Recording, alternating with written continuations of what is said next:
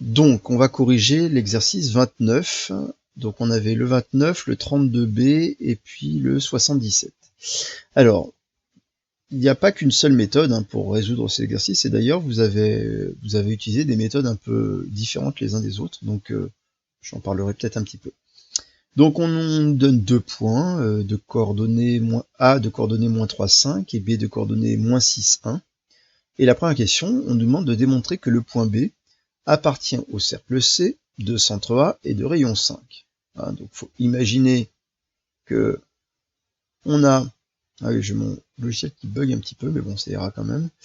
On a donc un point B quelque part, je le place pas précisément, et puis un point A, et il faudrait montrer que le point A appartient au cercle de centre B de rayon 5. Là, c'est extrêmement facile, et alors c'est marrant parce que vous êtes nombreux à être partis sur des choses un peu compliquées, c'est-à-dire à essayer de trouver une équation cartésienne du cercle de centre B de rayon 5. Or, c'est beaucoup plus facile que ça. Une condition pour que le point A appartienne au cercle de centre B de rayon 5, évidemment, c'est que la distance AB, que cette distance-là, elle soit égale au rayon du cercle, c'est-à-dire à 5. Donc, la première question était très simple. Il suffit de calculer la distance AB. Et pour calculer la distance AB quand on a les coordonnées, vous savez que c'est très simple, puisqu'on a la formule, c'est la racine carrée de xb moins xa au carré plus yb moins ya au carré. Donc, xb moins xa, c'est égal à moins 6 moins 3 au carré plus 1 moins 5 au carré.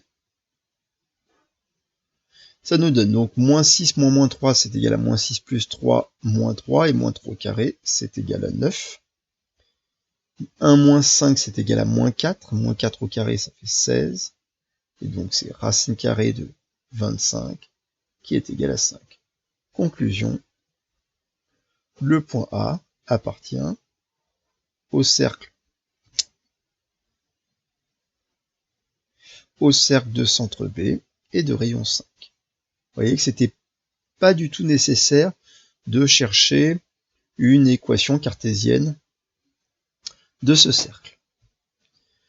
Ça marchait, donc il y en a qui ont trouvé une équation cartésienne du cercle B, et puis après ils ont vérifié que les coordonnées de A vérifiaient l'équation, donc ça c'est une méthode qui est tout à fait satisfaisante, mais qui est peut-être un peu compliquée pour quelque chose qui était plus simple que ça.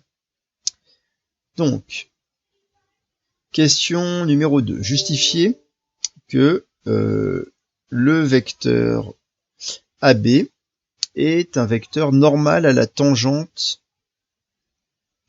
Excusez-moi, je regarde parce qu'il y a Pierre qui vient d'envoyer un message, je voudrais vérifier. C'est pas grave.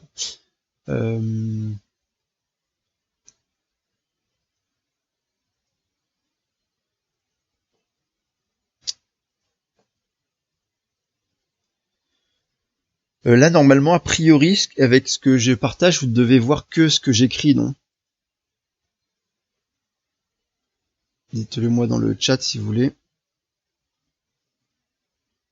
Je voulais juste voir si Pierre avait quelque chose à dire, mais non. Bon, c'est pas grave. Ok.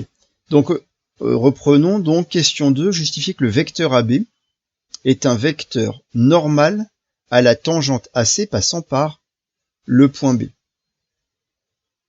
Alors, il y a malheureusement... Oh, excusez-moi, j'ai inversé, mais vous auriez pu me le dire. J'ai inversé, vous avez vu les deux points, le point A et B. Ici, c'est évidemment le cercle de centre A, pas le cercle de centre B. Alors ça change pas grand-chose à notre idée, mais c'est le cercle de centre, c'est le B qui appartient au cercle de centre A. Donc là, il faut corriger là aussi. C'est le point. Donc c'est le point B qui appartient au cercle de centre A. Sinon, je me disais qu'il y avait un problème avec la question 2. Donc reprenons, justifier que le vecteur AB, notre vecteur AB là, c'est un vecteur normal à la tangente AC passant par le point B.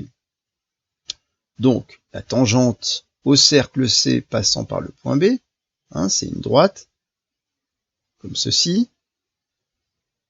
Voilà.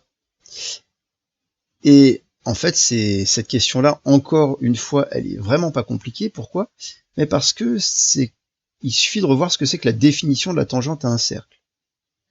Or, si on appelle T la tangente au cercle C passant par B, ben, sa définition, c'est que c'est l'unique droite qui passe par B et qui est perpendiculaire au rayon. Donc, perpendiculaire finalement à la droite AB, là. Et donc, ben, si T, c'est la tangente AC passant par B,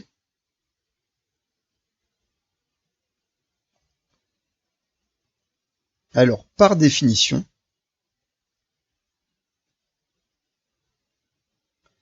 la tangente T, on peut lui mettre peut-être des petites parenthèses comme ça là, hop, la tangente T, et ben la tangente T, elle est perpendiculaire à la droite AB. Alors, elle passe par B évidemment, mais elle est perpendiculaire. C'est la définition, c'est ce qu'on utilise quand on veut définir la tangente à un cercle, passant par un point. Ok. Et donc si T elle est perpendiculaire à B, ben ça obligatoirement ça signifie que le vecteur AB est un vecteur normal à la tangente T.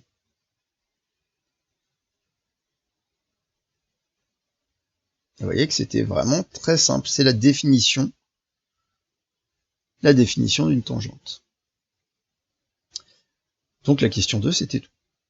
Déterminer une équation de cette tangente. Là, maintenant, on revient dans le programme un petit peu plus de première, puisque ben, on veut une équation de cette droite. Ben, c'est simple, on connaît un vecteur normal de la tangente, et vous savez que dès que je connais un vecteur normal à la tangente et que je connais un point particulier, je peux trouver une équation de la droite. Alors, donc, je vais chercher une équation de la tangente T. Première chose, ben, je sais que T, puisque c'est une droite, je vais utiliser la méthode 2, hein, c'est-à-dire c'est de la forme AX plus BY plus C égale 0 pour une équation cartésienne. Son équation cartésienne est de cette forme-là, puisque T est une droite. Deuxième chose, maintenant je sais que le vecteur AB, donc je vais pouvoir calculer les coordonnées. Alors les coordonnées, c'est xb moins xa, yb moins yk. Hein. Donc xb moins xa, moins 6 moins moins 3, c'est égal à moins 3. Donc, l'abscisse du vecteur AB est égale à moins 3. YB moins Y3, c'est 1 moins 5, c'est-à-dire moins 4. Ça, c'est l'ordonnée du vecteur AB. Et ce vecteur AB, je sais que c'est un vecteur qui est normal à la tangente T. Qu'est-ce que j'en conclus? Ben, j'en conclus que je peux en déduire les valeurs de A et de B. Vous vous rappelez que finalement, les coordonnées du vecteur normal, ça va être les coefficients de x et de y dans l'équation de ma tangente. Autrement dit, j'en conclus que ma tangente a pour équation cartésienne moins 3x moins 4y plus c égale 0. Troisième étape, la troisième étape de la méthode 2, hein, c'est j'ai plus qu'à déterminer la valeur de c. Et pour déterminer la valeur de c, j'ai besoin de connaître un point particulier de cette tangente. Or ici, le point particulier, c'est évidemment le point B dont on connaît les coordonnées. Donc le point B de coordonnées moins 6, 1 appartient à la tangente. Ça signifie que ces coordonnées xb, yb vérifient l'équation de la tangente, c'est-à-dire moins 3xb moins 4yb plus c est égal à 0. Et il n'y a plus qu'à remplacer. Donc ça donne moins 3 fois moins 6, moins 4 fois 1, plus c est égal à 0. Et on obtient c égale, donc ça nous donne, là ça nous fait du 18 moins 4, ça fait 14, donc c est égal à moins 14. Conclusion, une équation cartésienne de la tangente T, c'est moins 3x, moins 4y, moins 14 égale 0. Si là, je vois que tous mes coefficients sont négatifs, donc ça vaut le coup de plutôt prendre tout multiplié par moins 1, c'est-à-dire d'avoir 3x plus 4y plus 14 égale 0, qui est une autre équation cartésienne de la tangente, mais qui est bien plus agréable si on devait l'utiliser. Ok ? Donc voilà pour cette question 3, qui est la question classique, chercher une équation cartésienne de droite quand on connaît un vecteur normal et que l'on connaît un point. J'ai utilisé la méthode 2 pour une fois, même si vous savez que je préfère la méthode 1, qui se fait en une seule étape et qui est un petit peu plus rapide, moi je trouve. Voilà. Mais qui utilise du produit scalaire, et donc voilà, il ne faut pas se tromper dans les calculs non plus. Ça va? Est-ce qu'il y a des remarques pour cet exercice? Je sais que dans les sondages, là, il y en a beaucoup qui m'ont dit que bon, c'était quand même plus difficile de comprendre pendant le confinement que quand on est en classe. C'est aussi à vous, hein, je vous le répète à chaque fois, de m'arrêter, de m'interrompre, de me poser des questions si ça va trop vite, si c'est pas clair. Je suis là pour vous expliquer, comme quand on est en classe, mais là je vois pas, encore une fois, comme je vous vois pas vous, je vois pas à quel point vous vous êtes perdu, et donc c'est plus difficile pour moi de vous poser des questions, c'est plus facile pour vous d'intervenir, donc vous savez que chacune des questions que vous posez, de toute façon, elle aide toujours tout le monde. Donc faut pas hésiter à poser les questions. Voilà, ça c'est pour les élèves qui considèrent que ça va peut-être un petit peu vite ou que c'est un peu plus dur de comprendre. Bien, ça c'est encore une fois, faut maîtriser ces petites choses-là, surtout pour les élèves qui partiront en spécialité maths l'an prochain, puisque vous aurez à faire le même type de raisonnement, mais avec des objets de l'espace, des plans, des droites dans l'espace, des choses comme ça. Donc c'est important déjà d'y avoir passé du temps, d'avoir un peu compris comment ça fonctionne. Ok, allez, on continue si ça va, sinon vous me dites. Alors, exercice 32, on vous dit, en utilisant la relation MA scalaire MB égale 0, détermine une équation cartésienne du cercle de diamètre AB dans chacun des cas suivants. Donc, bon, ça c'est du classique d'application du cours de ce qu'on a fait la dernière fois. Rappelez-vous que un point M appartient au cercle de diamètre AB, si et seulement si MA scalaire MB est égal à 0.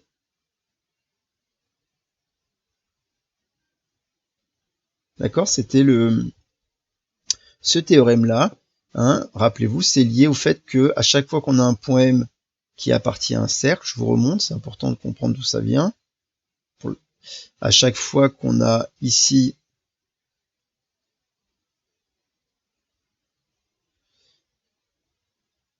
un cercle de diamètre AB, comme ceci, vous voyez qu'à chaque fois que je peux choisir un point M n'importe où, sauf en A ou en B, mais si je ne choisis pas en A ou en B, n'importe où je vais le choisir, j'obtiendrai tout le temps un triangle rectangle. Ici, vous avez nécessairement un angle droit, et donc ça, puisqu'on a un angle droit, on a bien un produit scalaire MA scalaire MB qui va être égal à 0, vous savez que l'angle fait 90 degrés, les vecteurs sont orthogonaux, et donc ça donne un produit scalaire qui vaut 0. Et on avait vu dans la démonstration que si M était confondu avec A ou avec B, le produit scalaire était aussi égal à 0. Autrement dit, cette égalité-là caractérise tous les points du cercle, et uniquement les points du cercle. C'est pour ça que c'est cette égalité qui vous permet de trouver une équation cartésienne directement. Donc, allons-y. Je réécris ma rédaction. M appartient au cercle de diamètre AB. Si et seulement si MA scalaire MB est égal à 0. Et donc, je vais utiliser le produit scalaire. Donc, MA, je vais utiliser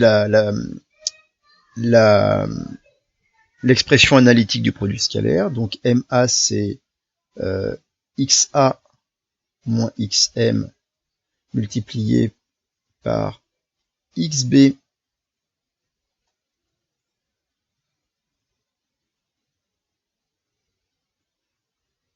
moins xm plus ya moins ym multiplié par yb moins ym est égal à 0. D'accord? Ça, c'est notre expression analytique du produit scalaire.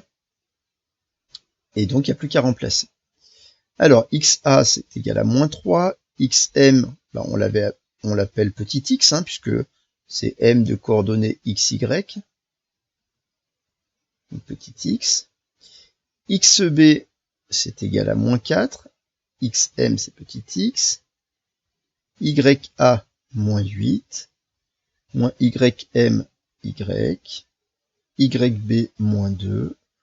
Moins y est égal à 0. Il n'y a plus qu'à développer, réduire, et on a notre équation cartésienne de cercle. Donc ça nous donne moins 3 fois moins 4, c'est égal à 12. Ensuite, on a du plus 3x, là on a du plus 4x, et on a du plus x au carré. Ensuite, moins 1 fois moins 2, moins 8 fois moins 2, ça fait plus 16. Moins 8 fois moins y, plus 8y. Moins y fois moins 2, plus 2y. Et moins y fois moins y, plus y carré, égal à 0. On réduit, enfin on ordonne, on réduit, on ordonne. Donc ça fait x au carré, plus y carré. Alors en petit x, on a 7x. Des y, on en a 10y. Et les termes constants, ben là on a 12 plus 16, c'est-à-dire 28. Plus 28 égale à 0.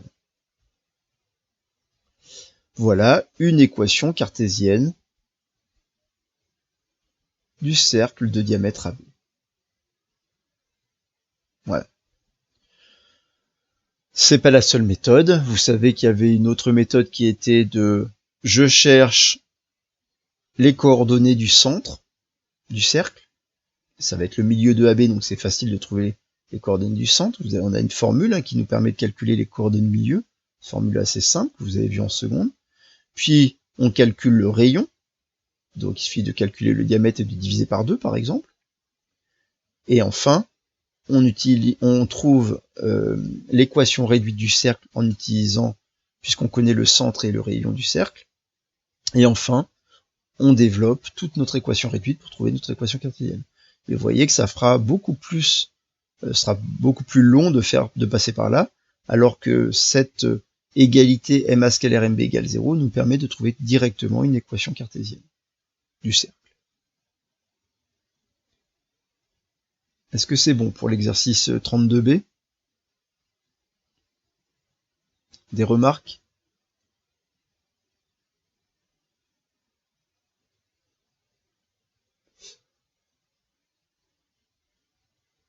Ok, c'est important de comparer avec ce que vous avez fait, ce que vous avez trouvé. Ok, donc c'est toujours... voilà, vous prenez les corrections, mais surtout vous êtes critique par rapport au travail que vous avez fourni pour voir si jamais vous ne trouvez pas la même chose et que vous ne comprenez pas pourquoi, posez-moi la question. Hein, vos erreurs, elles sont toujours intéressantes.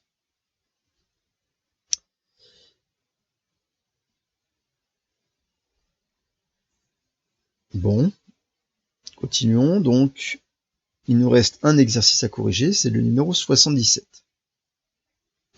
Alors, dans cet exercice, on vous dit on considère la droite D dont une équation est 2x moins 6y plus 7 égale 0.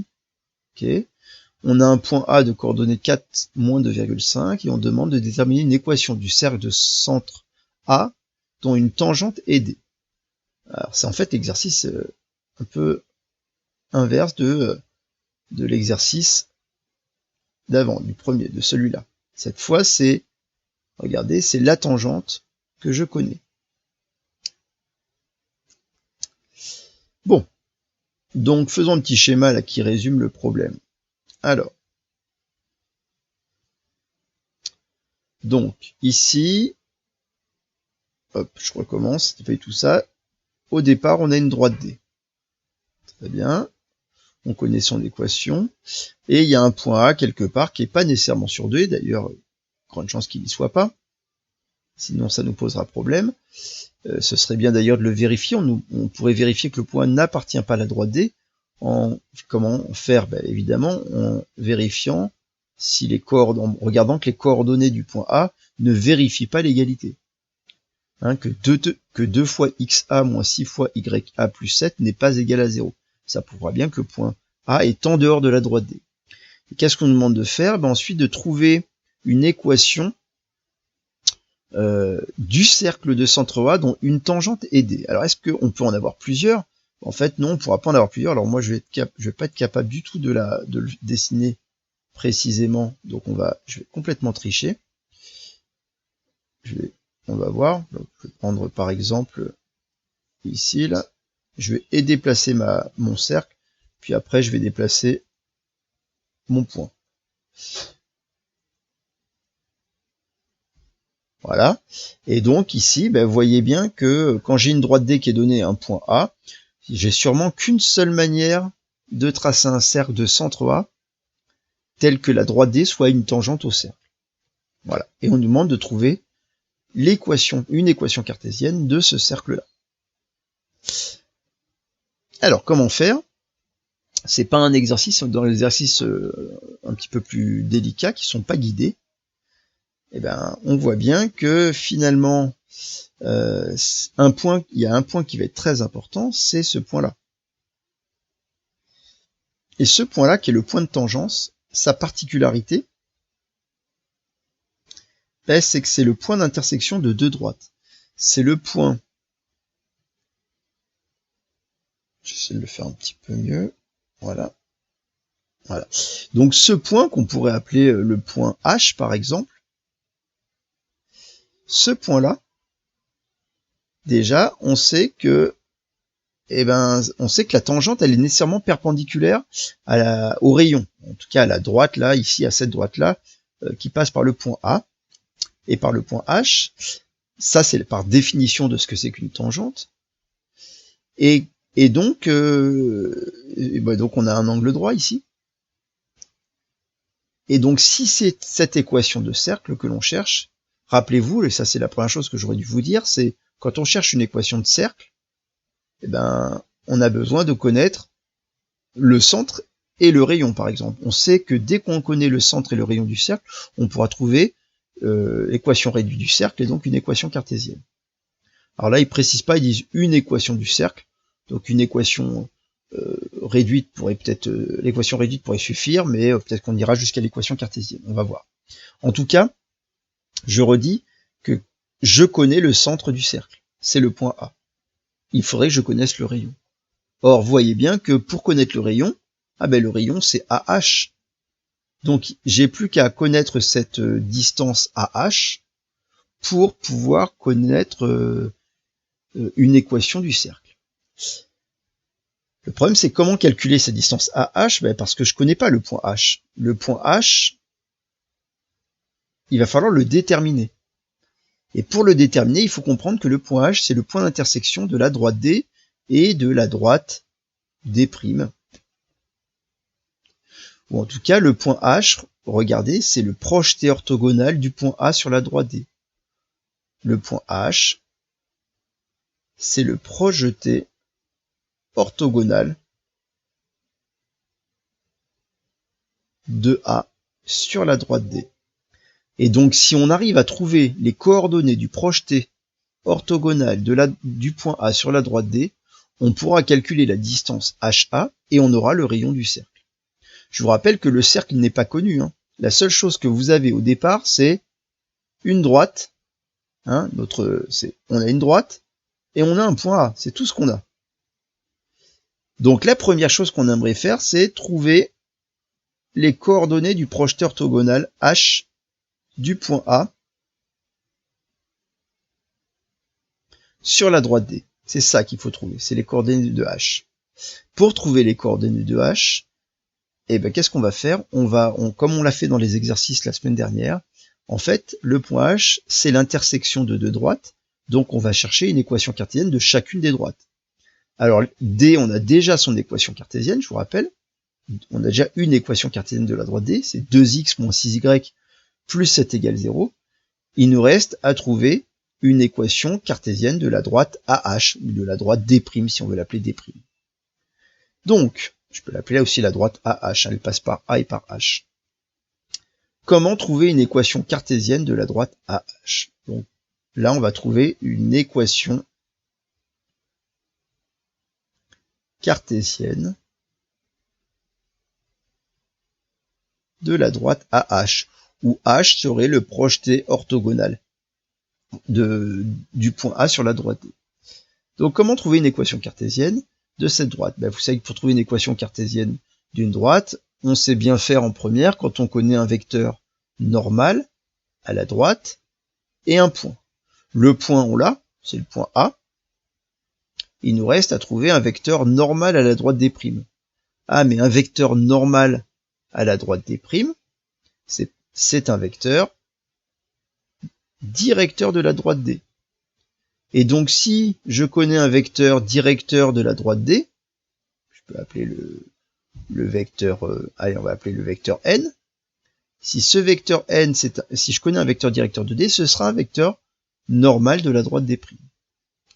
Donc, il faudrait que je connaisse un vecteur directeur de D.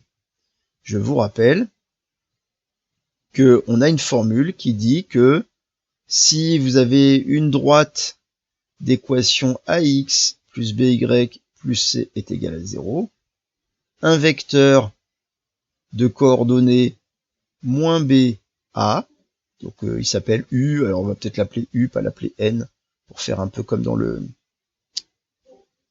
Hop, on va l'appeler u comme ça.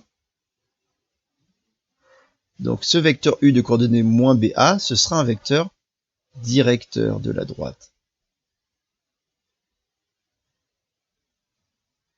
Ok, et donc, très bien, alors on va dire que je sais que D a pour équation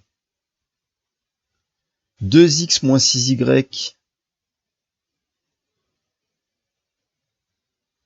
plus 7 égale 0.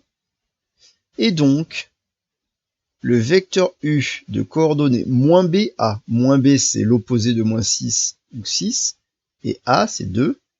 Je sais que ce vecteur, c'est un vecteur directeur de la droite D, c'est-à-dire de cette droite-là. Mais tout vecteur directeur de la droite D sera un vecteur normal à D'. Et donc ce même vecteur, c'est un vecteur normal à la droite D'. Normal de D' ou à D', on dit un peu les deux. Ok, donc on a un vecteur normal, et vous savez que dès que j'ai un vecteur normal, je vais pouvoir facilement calculer une équation cartésienne de la droite. Alors là, je peux utiliser peut-être la méthode 1. Donc, le point, un point M de coordonnées xy appartiendra à la droite D', ou la droite AH, la droite D' ou la droite AH, c'est la même droite, si et seulement si. Alors, vous vous rappelez, il nous faut évidemment un point, et c'est le point A que l'on a, donc c'est le si et seulement si. A, M, scalaire, le vecteur normal ici s'appelle U, est égal à 0. Donc là, j'utilise la méthode 2 pour calculer une équation cartésienne. Ça nous donne, d'après la relation analytique du produit scalaire, ça nous donne donc du x moins xa fois l'abscisse de u, donc xu, je vais l'écrire comme ça, plus y moins ya fois yu est égal à 0. On remplace, donc le point A, ses coordonnées c'était 4 moins 2,5. Donc ça fait, c'est égal à x moins 4 fois l'abscisse de u, c'est égal à 6, plus y moins 2,5, si je me suis pas trompé, je vérifie, non, c'est moins 2,5, donc c'est y plus 2,5, fois YU c'est 2, est égal à 0. Ça nous donne donc 6x moins 24 plus 2y plus 5 égale à 0. Et enfin, on trouve donc 6x plus 2y moins 19 égale à 0. Cette équation-là, c'est une équation cartésienne de la droite D' ou de la droite AH. Et là, on vient de terminer seulement la première étape. C'est un exercice qui est assez long, où il y a pas mal de calculs, parce que justement, il n'est pas guidé, mais il doit se faire en plusieurs étapes. Donc, il faut essayer de ne pas perdre le fil. Et si vous perdez le fil, vous me le dites et je réexplique. Ok, donc, on vient de trouver une équation de cette droite D'. On a une équation de D, et nous, ce qu'on cherche, c'est H. Et donc, il suffit maintenant de se dire, ah ben, le point H, il appartient, alors le point H, je cherche ses coordonnées, donc je vais dire le point H de coordonnées x, y, il appartient à D inter D'. Alors comme c'est de droite, c'est même pas seulement qu'il appartient à l'intersection, c'est que c'est l'unique point d'intersection. Et donc, on sait que ces coordonnées vont vérifier les deux équations. Donc, l'équation de D, c'est 2x moins 6y plus 7 égale 0. Et l'équation donc de D' qu'on vient de trouver, c'est 6x plus 2y moins 19 égale 0.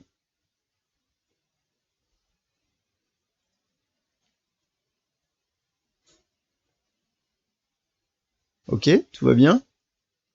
Qu'est-ce qu'on doit faire? Eh bien, on doit résoudre ce système pour trouver les coordonnées de H. On n'a pas le choix, et donc, on doit mettre en œuvre une des deux méthodes qu'on a vues, soit par substitution, soit par combinaison linéaire.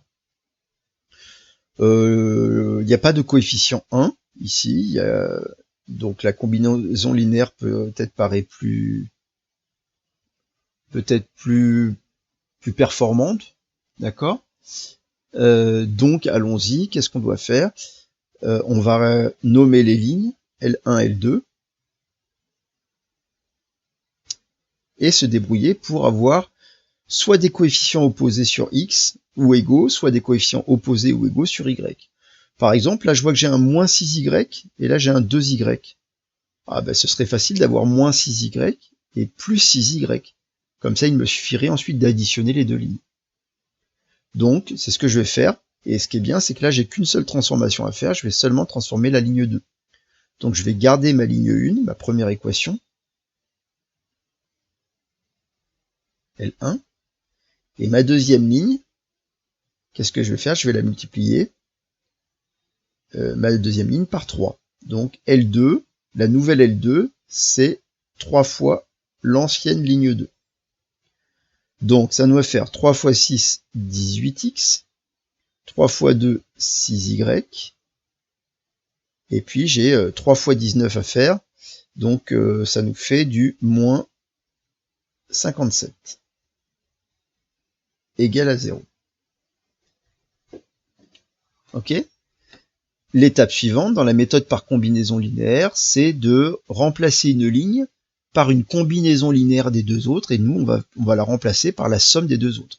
Donc je vais remplacer par exemple, je vais garder toujours ma ligne 1, qui est la plus simple. On essaie toujours de garder la plus simple des deux, celle qui a les coefficients les plus petits. Et par contre, ma nouvelle ligne 2, ce sera donc L1 plus L2, c'est-à-dire la somme des deux lignes L1 et L2 précédentes. Donc 18x plus 2x, ça fait 20x. Moins 6y plus 6y, c'est égal à 0, c'était l'objectif. Il n'y a plus de y. Moins 57 plus 7, moins 50 égale 0. Voilà. Donc là, on obtient une équation où il n'y a plus qu'une seule inconnue qui est petit x. C'est facile de la résoudre. Ça nous donne 20x égale 50. Donc x égale 50 sur 20, c'est-à-dire x égale 5 demi. D'accord, je vais un peu vite sur le calcul, c'est pas dur. Et dans la première équation, je peux remplacer le x par la valeur que j'ai trouvée. Donc 2 fois 5 demi moins 6y plus 7 égale à 0. J'arrête d'écrire mes ligne 1, ligne 2, c'est plus nécessaire quand on arrive à cette étape-là. Donc on a toujours x égale 5 demi, qui sera l'abscisse du point H, et puis il n'y a plus qu'à trouver la valeur de y, d'isoler y. Alors, ici, il y a une simplification par 2, évidemment. Donc 5 plus 7, c'est égal à 12. 6y égale 12, donc y égale 12 divisé par 6, c'est égal à 2. Finalement, conclusion, le point H, qui est le projeté orthogonal du point A sur la droite D, a pour coordonnées 5 demi et 2. Ah, il faut, voilà, déjà il faut avoir pensé il y a plein d'étapes ici. Il faut avoir pensé d'abord à trouver une équation cartésienne de D', trouver l'intersection de D et de D', pas en résolvant un système. Et enfin, maintenant, ce sera l'étape 3 qui sera la plus simple. Donc ici, il faut, je vais mettre, là c'était quand même le deuxième point. Et troisième point, je vous rappelle que l'objectif c'est de trouver une équation cartésienne du cercle de centre A qui a pour tangente D, et pour ça on a besoin d'avoir le rayon. Pour le rayon, ce sera la distance AH, donc maintenant on peut calculer la distance AH. AH, c'est égal à racine carrée de XH moins XA au carré, plus YH moins YA au carré. Ça nous fait racine carrée, alors, de 5 demi moins XA, donc les coordonnées de A, c'était 4 et moins 2,5. Donc, 4 au carré, plus YH 2, moins 2,5 au carré. Ça nous donne racine carrée de, alors, ça nous fait donc 5 demi moins 8 demi, ça fait moins 3 demi. Moins 3 demi, ça fait donc du 9 quarts. Et 2 plus 2,5, ça fait 4 et demi. 4 et demi, c'est 9 demi. Donc ça fait 81 quarts. Et ce qui nous fait du 90 quarts, racine de 90 quarts. 90 quarts, c'est 45 demi. Voilà, ou racine, vous voyez, c'est racine carrée de 45 demi. On peut garder ça comme ça. Ok, ça c'est donc le rayon du cercle. Je vous rappelle que la distance AH, regardez ici, la distance AH, c'est bien le rayon du cercle. Donc maintenant qu'on a le rayon du cercle, comme on a le centre qui est le point A et le rayon, on va pouvoir trouver une équation réduite, de ce cercle, puis l'équation cartésienne. Ok, je rajoute une page.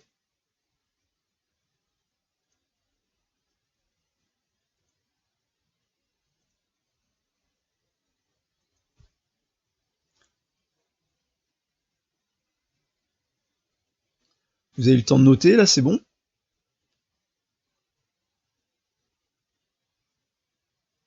Là, c'est un exercice là qui est assez conséquent pour être capable de le faire jusqu'au bout. Et voilà, si vous n'êtes pas encore capable de faire ça jusqu'au bout, c'est pas très grave, mais c'est important d'arriver à comprendre tout le raisonnement qu'on met en œuvre pour un exercice comme ça non guidé. C'est des exercices du livre qui sont pas simples. Et bon, voilà, on fera des choses plus faciles aussi, mais celui-là est d'un bon niveau de première. Donc, qu'est-ce qu'il nous reste à faire? Il nous reste à trouver l'équation du cercle de centre A et qui passe par H, donc de rayon. Donc, pour ça, on sait que le cercle de centre A et de rayon racine carrée de 45,5 à une équation cartésienne de la forme x moins donc c'est x moins xa au carré plus y moins ya au carré est égal à racine de 45 sur 2 au carré. Ok, donc ça nous donne x moins 4 au carré plus y plus 2,5 au carré, et racine carrée de 45,5 au carré, c'est égal à 45,5. Donc là, on pourrait s'arrêter là, on aurait une équation du cercle, puisqu'on a une équation réduite. On peut aussi la développer pour avoir une équation cartésienne. Donc c'est égal à x au carré. Donc ça, c'est a moins b au carré, donc on pense à développer avec les identités remarquables. Hein. X carré moins 8x plus 16 plus y carré. Alors, 2 fois 2,5, ça nous fait 5, donc plus 5y. Et 2,5 au carré, ça fait 6,25, mais sinon on peut aussi écrire en fraction. 2,5 c'est 5 demi, et 5 demi au carré, ça fait 25 quarts, donc plus 25 quarts, moins 45 demi, égale à 0. Donc il n'y a plus qu'à réduire, à calculer cette différence-là. X carré plus y carré moins 8x plus 5y. Alors au final, 25 quarts moins 45 demi, c'est 25 quarts moins 90 quarts. Donc 25 quarts moins 90 quarts, ça fait moins 65 quarts. Et 16, ça fait 64 quarts, moins 65 quarts. Et vous voyez qu'au final, il nous reste x au carré plus y carré moins 8x plus 5y moins 1 quart égale 0. Voilà une équation cartésienne du cercle. Si je voulais pas garder de fraction, il me suffirait de multiplier tout par 4, par exemple. Et dans ce cas-là, j'aurais 4x carré plus 4y carré moins 32x plus 20y moins 1 égale 0, qui serait aussi une autre équation cartésienne. Voilà pour cet exercice 77 qui était, ma foi, peut-être un peu difficile. Il n'y en a pas beaucoup qui ont réussi à faire quelque chose de vraiment jusqu'au bout, mais c'est pas grave. L'intérêt, c'est aussi de se confronter aussi à ce genre d'exercice qui est non guidé pour voir quelles idées vous pouvez avoir pour résoudre ce type d'exercice. Hein, vous avez tout ce qu'il faut maintenant. Les équations cartésiennes permettent de faire beaucoup de choses. Et donc, il faut, voilà, on est capable de trouver des intersections. Dès qu'on a deux équations cartésiennes, on peut trouver des coordonnées de points d'intersection, etc., etc.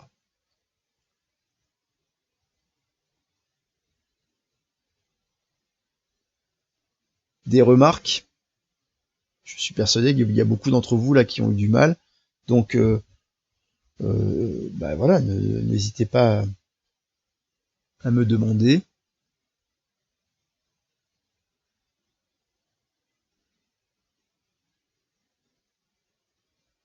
Bon, alors, on va faire une dernière chose. Donc, je vous ai dit, aujourd'hui, on va pas. La bonne nouvelle, c'est qu'on va pas dépasser l'heure. Hein, donc, on va s'arrêter. À 4h30. Il nous reste pour moi dans ce chapitre qu'une petite seule chose que je veux voir, c'est un peu l'application principale du produit scalaire en physique, qui est donc le travail d'une force. Donc je vous ai fait une petite fiche de travail qui sera envoyée dans le mail qui suivra donc ce cours. Donc voilà la fiche que vous allez avoir. Donc là, je bascule sur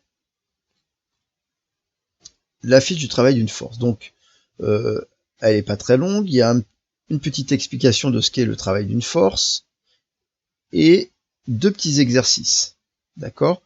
Deux petits exercices, là, plus appliqués sur la notion de travail d'une force. C'est les deux exos que vous avez à faire. Donc on va juste parler un petit peu de la partie cours, et puis je vous laisserai les deux exercices à faire donc pour jeudi. Donc, c'est une notion que vous reverrez, si vous ne l'avez pas déjà vue, que vous reverrez avec vos profs de physique, soit cette année, soit l'année prochaine, pour ceux qui font de la physique, évidemment. Alors, on vous dit, on s'intéresse à l'influence d'une force F sur le déplacement d'un wagonnet du point A au point B. Donc, on imagine qu'on a un point A qui se déplace de A à B, et qu'il y a une force, c'est pas nécessairement la seule qui fait déplacer le wagonnet, mais en tout cas, il y a une force F qui s'applique au point A.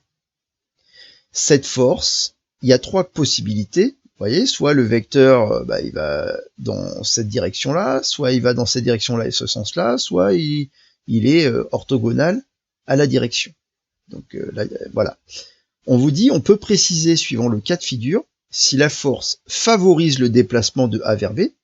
Ben oui, cette force-là qui s'applique en A, puisque le wagon est en train de se déplacer de A à B, et ben cette force, on dit qu'elle est motrice, c'est-à-dire qu'elle aide au déplacement de A à B. Dans la figure numéro 2, dans la figure numéro 3, puisque je l'avais écrit dans ce sens-là, vous voyez que la force là qui est orthogonale, en fait, elle n'aide pas du tout le déplacement du wagonnet, mais elle ne le retient pas non plus, en fait. On dit que, dans ce cas-là, que le travail... Ah, il y a une petite faute de frappe. Que le travail est nul, pas nu, s'il manque un L. On dit que le travail est nul, et on dit que ici, il n'y a pas d'influence sur le déplacement. Et puis, dans le cas de la figure numéro 2, vous voyez, on dit que dans ce cas-là, cette force, elle s'oppose au déplacement. On dit que c'est une force résistante. D'accord? Donc elle n'aide pas justement le wagonnet, c'est un peu comme si voilà, quelqu'un tirait comme ça sur le wagonnet, alors que le wagon il se déplace de A à B, ça va pas aider le wagonnet à aller de A vers B, au contraire ça va créer une résistance. Donc on a ces trois caractéristiques. Et le fait d'avoir ces trois caractéristiques, l'idée c'est que ces forces elles n'influent pas de la même manière sur le déplacement de l'objet. Et donc, on vous dit pour traduire cette efficacité de la force, les physiciens ont traduit assez tard, ils ont introduit seulement au 19e siècle la notion de travail d'une force. Et vous voyez que ces trois forces-là ne vont pas créer le même travail sur le déplacement du wagonnet. Le travail, ça se note un grand W, un W majuscule. Donc vous verrez que c'est vraiment quelque chose, même peut-être que vous l'utilisez déjà. Moi j'ai tendance... pourtant je suis pas du tout de physique, mais dès que je veux écrire quelque chose, genre j'ai un travail à faire, je mets W, je sais que depuis longtemps, le W majuscule, ça signifie la notion de travail. Bref, pour nous, c'est le travail de la force. Et donc le travail d'une force F dans le déplacement de A à B, en fait, c'est un produit scalaire. Ça se calcule, ce travail, pour évaluer, si vous voulez, si la force, elle est plus ou moins résistante, plus ou moins motrice. Si le travail est nul, en fait, c'est un produit scalaire. En fait, on calcule le produit scalaire de la force, qui est un vecteur, puisque une force, c'est pas seulement une intensité, ça a une intensité, mais ça a évidemment une direction, un sens. Vous voyez bien que le vecteur, c'est le bon objet mathématique pour illustrer une force, pour représenter une force. Et le vecteur AB, qui est donc le vecteur du déplacement, qui indique la translation de A vers B. Donc si je calcule le produit scalaire de la force par le vecteur déplacement, ce produit scalaire s'appelle le travail, et ça nous permet d'évaluer l'efficacité de la force sur le déplacement. Si le travail est strictement positif, on dit que la force est motrice. Si le travail est nul, on dit que la force n'a pas d'influence sur le déplacement, et on appelle ça le travail nul. Et si W est strictement négatif, on dit que la force est résistante. Elle résiste au déplacement, elle n'aide pas du tout le déplacement. Et donc ça, c'est l'application du produit scalaire, on va dire la plus connue, la plus utile en physique, c'est celle-là. Mais c'est pas la seule. Il y a aussi la notion de puissance qui est liée à un produit scalaire. Il y a aussi des histoires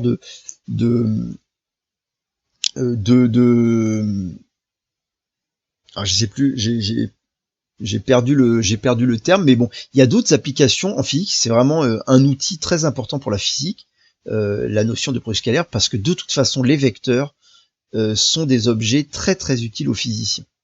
Donc le produit scalaire l'est aussi. Et la notion de travail, hein, qui est donc la force, l'unité c'est le newton, le déplacement ça va être en mètres, et donc le travail, ben, son unité c'est des newtons fois des mètres, donc c'est des newton mètres. Hein. L'unité du newton, on dira c'est newton mètre, comme ça. C'est pas des newtons par des mètres, il n'y a pas de division. Voilà. Et donc, pour calculer finalement le travail d'une force, il vous suffit de savoir calculer un produit scalaire. Or, rappelez-vous qu'en mathématiques, vous avez 4 manières de calculer un produit scalaire. Si vous avez des coordonnées, vous allez pouvoir utiliser les coordonnées des deux vecteurs.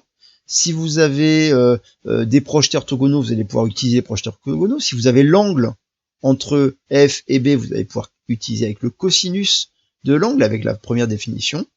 Et puis, si vous avez seulement des intensités, des déplacements, des longueurs, etc., vous allez pouvoir utiliser la formule avec les normes. D'accord ? Une des 4 formules. Bon, voilà, c'est un peu tout. Hein. Nous, on va pas plus loin. Évidemment, on peut aller beaucoup plus loin en physique, en particulier quand on se place en 3 dimensions, parce que là, c'est facile, on se met sur du plat, mais il va falloir imaginer les objets qui se déplacent dans les 3 dimensions. Et dans ce cas-là, voilà, il y a un petit peu plus de travail, si je puis dire, à faire pour calculer le travail. Bon, nous on a 2 petits exercices. Donc, vous voyez, le premier exercice, on a une péniche qui se déplace comme ça et qui est tirée par un cheval hein, sur le chemin de halage. Hein. Si vous avez déjà allé à Saint-Cyr-la-Popie, vous avez vu qu'il y avait des vestiges de chemin de halage où c'était un cheval qui tirait des péniches, qui tirait une péniche sur le bord. Donc c'est tout le chemin qui doit être évidemment parallèle et emprunter emprunter tous les le long de la rivière, et à Saint-Cyr-la-Popie, c'est même creusé dans la roche pour que on puisse en particulier faire remonter les péniches. C'est magnifique, Célia, je te l'accorde. On peut même se promener, il y a des super balades à faire. Bref, quand on a un cheval de trait qui tire une péniche, ici vous voyez qu'il va tirer avec un certain angle. Et donc la force qui est appliquée au point haut, la force que fournit le cheval, va créer un certain travail. Ça veut dire là, elle va aider au déplacement de la péniche, mais il va falloir calculer ce travail-là. Sachant que si, on vous dit ici, le cheval fournit une force de 2000 newtons, et ça fait un certain angle de 45 degrés, vous avez calculé le travail. Et ce qui sera intéressant, c'est de vous poser la question 2, c'est-à-dire, finalement, quel est le travail, en imaginant que ce soit pas le cheval qui tire la péniche, mais si on avait une autre péniche qui tirait cette péniche-là, pour le même travail, quelle force devrait fournir la péniche de devant. Donc voilà, pour s'apercevoir qu'en fait, il y a quand même beaucoup de... quand on tire en biais, finalement, il y a une perte énormément d'énergie. Et ici, de force, d'intensité de force. Il y a une perte de force, le cheval, il tire... le pauvre, il préférait tirer devant, s'il pouvait nager, là, il aurait besoin de fournir beaucoup moins de force pour le même travail, pour faire avancer la péniche. Ok ? Et donc voilà, et puis le deuxième exercice, on vous dit, on a une dépanneuse qui remorque une voiture, qui est en panne, sur une côte de 20 degrés, voilà. Il y a la tension du câble qui est constante, les deux véhicules ont une accélération constante, on suppose que le câble fait un angle de 30 degrés, voilà, avec le plan de la route, et que la tension est de 1600 newtons. Quel est le travail effectué par la dépanneuse sur la voiture si elle la remorque sur une distance de 0,5 km sur cette route en pente? Donc on veut savoir, il y a une certaine force pour tirer la voiture, cette force elle est de 1600 newtons, quel est le travail que fait cette force, que fournit cette force pour avancer de 500 mètres, de 0,5 km. Bon, c'est deux exercices qui sont très simples, hein, mais voilà, vous mettez en œuvre finalement ce petit calcul du produit scalaire. Ok, ça va? Des questions sur le travail d'une force? Et voilà, écoutez, si vous voulez, on s'arrête là, ça fait 1 heure, c'est bien. Et on se dit, donc vous regardez évidemment vos mails juste après, je vais vous envoyer tout ça. Et on se dit que jeudi, on corrige rapidement ces 2 exos et on commencera l'avant-dernier chapitre de notre année. Voilà. Je vous souhaite une bonne journée, une bonne fin de journée, et je vous dis à bientôt.